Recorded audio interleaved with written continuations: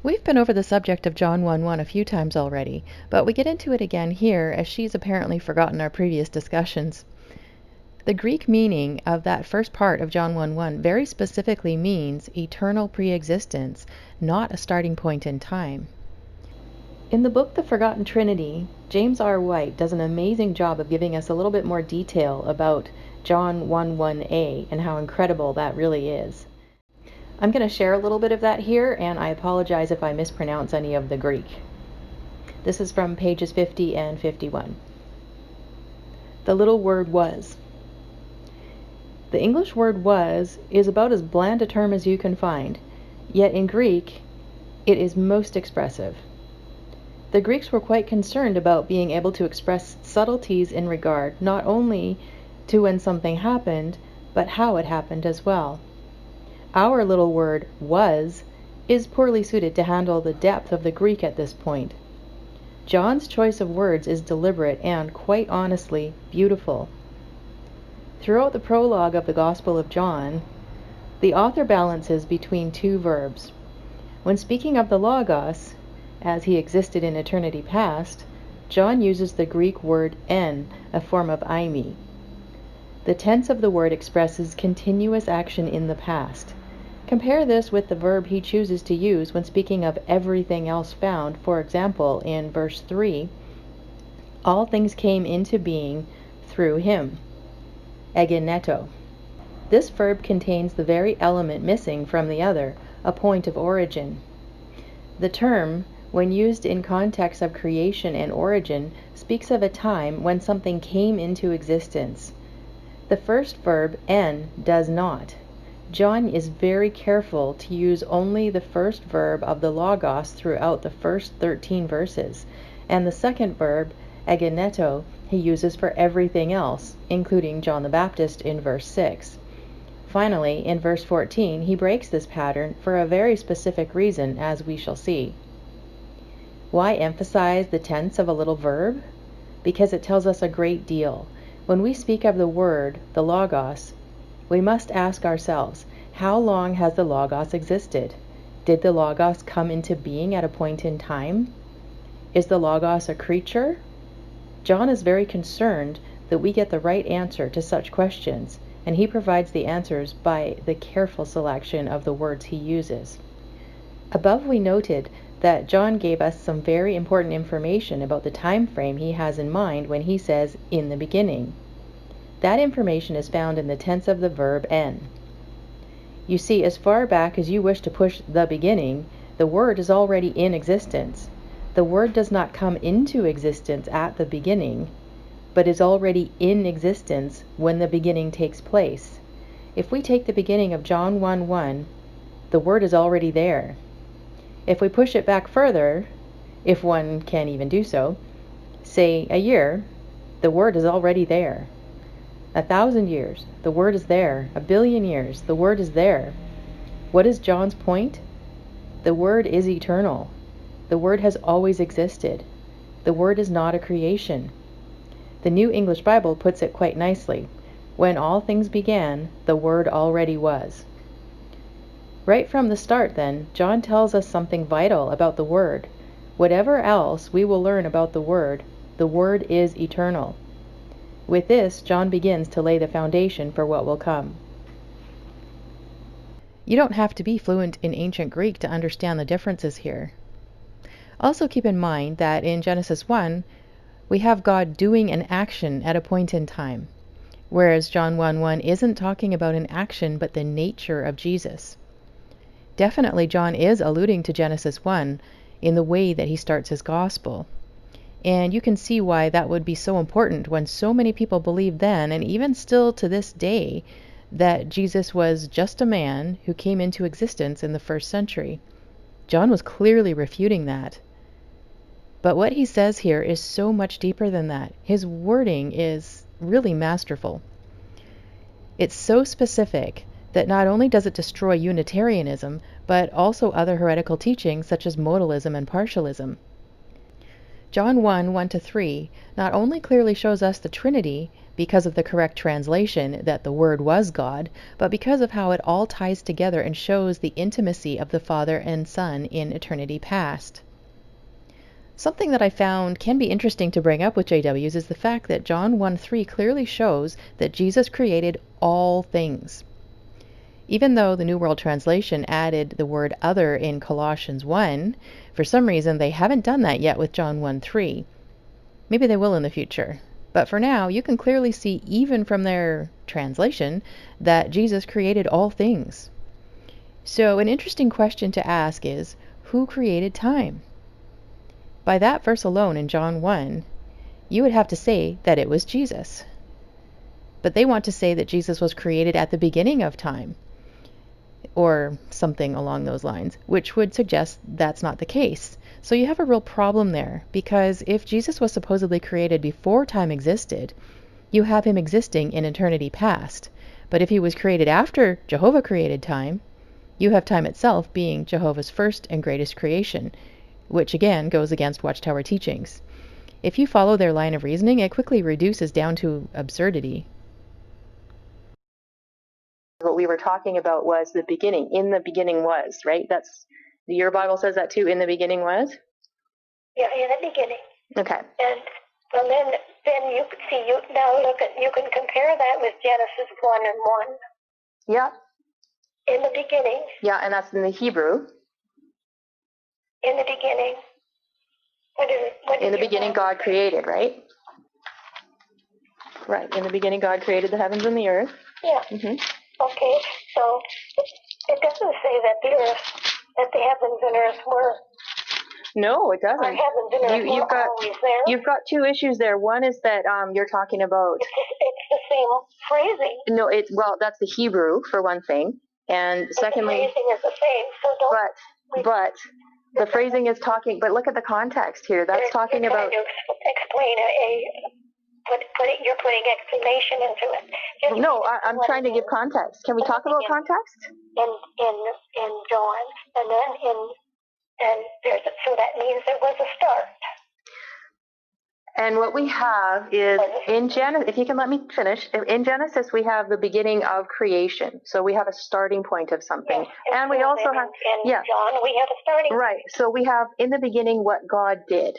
Whereas in John, we're describing who Jesus is, right? Well, it doesn't say anything about God did. It just says in the beginning was the Word. Right. Jesus. It doesn't say that. Right. We agree that's Jesus, right? Yeah. Yeah. So there was a beginning to the Word. That's not what it says, though. In the beginning was the Word. But again, in the Greek, that's not the case. Forever was. Well, okay, let's keep going. Before the beginning was the Word. Hang on, I'm just pulling up John here. There's a definite line. The beginning. Before the beginning, there was no Word. After the beginning, there was. Doesn't say that though, does it?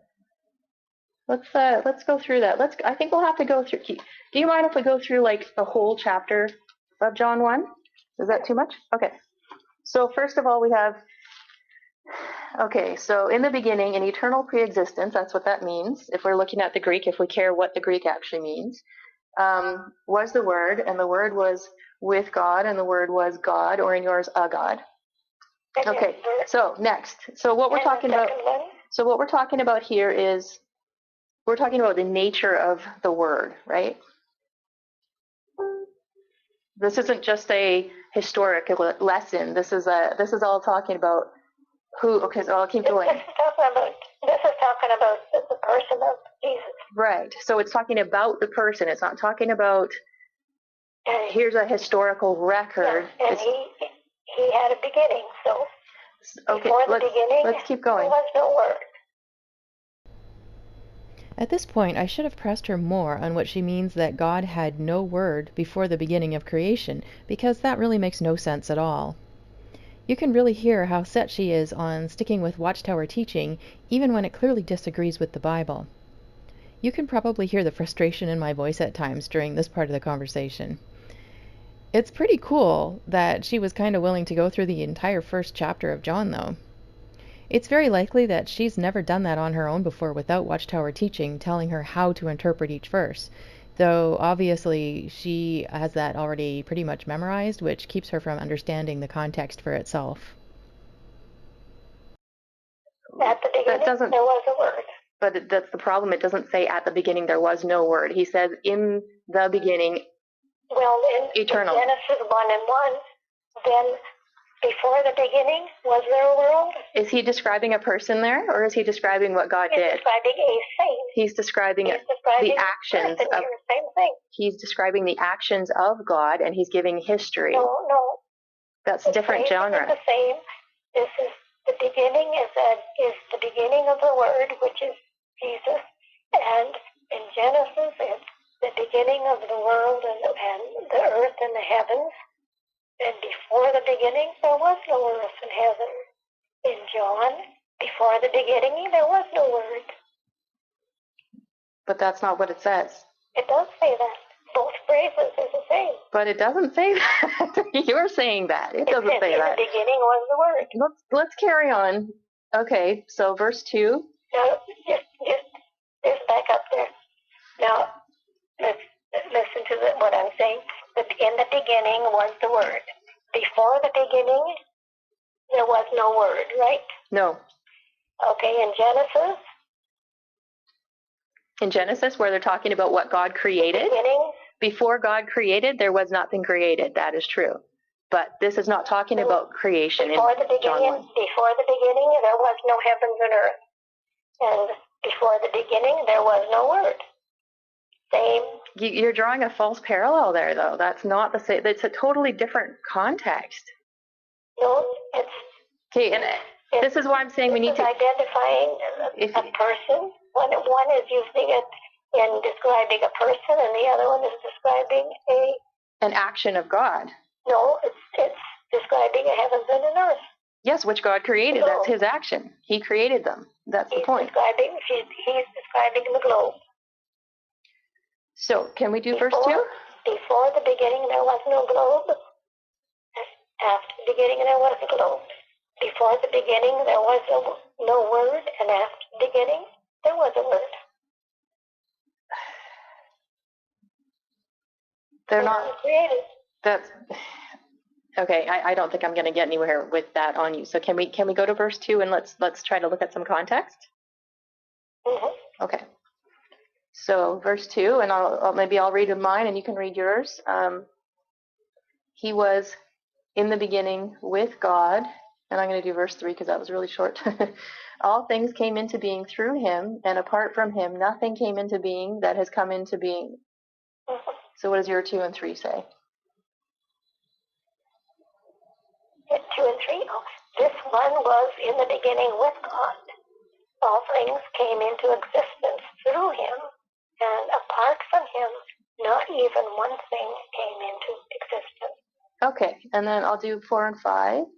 In him was life, and the life was the light of men.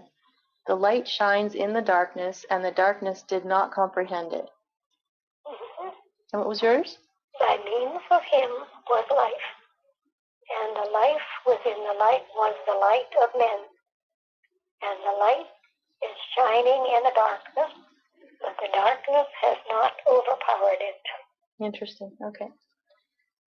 Same thought? Yeah, I think so. Let me just, where is that word? Overpower. Yeah, okay. Yeah, this is modern English. Yeah. Okay. So I'll keep going. Okay. There came a man sent from God whose name was John. And what's interesting is that word came into being, so had a beginning in time, had a start point. Mm-hmm. So that's a different Greek word from what we had in verse 1. He came as a witness to testify about the light, so that all men believe through him. He was not the light, but he came to testify about the light. Mm-hmm. And what does yours say? 6 and 7? 6, 7, yeah, and 8. Yeah. There came a man who was sent as a representative of God. His name was John. This man came as a witness, in order to bear witness about the light, so that people of all sorts might believe through him. He was not that light, but he was meant to bear witness about that light. Okay. Same thought, line 3. Yeah, sounds like it. Okay. So that's John the Baptist, obviously. Yeah, Okay. we agree on that. Okay, so verse 9. There was the true light, which coming into the world enlightens every man. He was in the world, and the world was made through him, and the world did not know him. He came to know his own, and those who were his own did not receive him.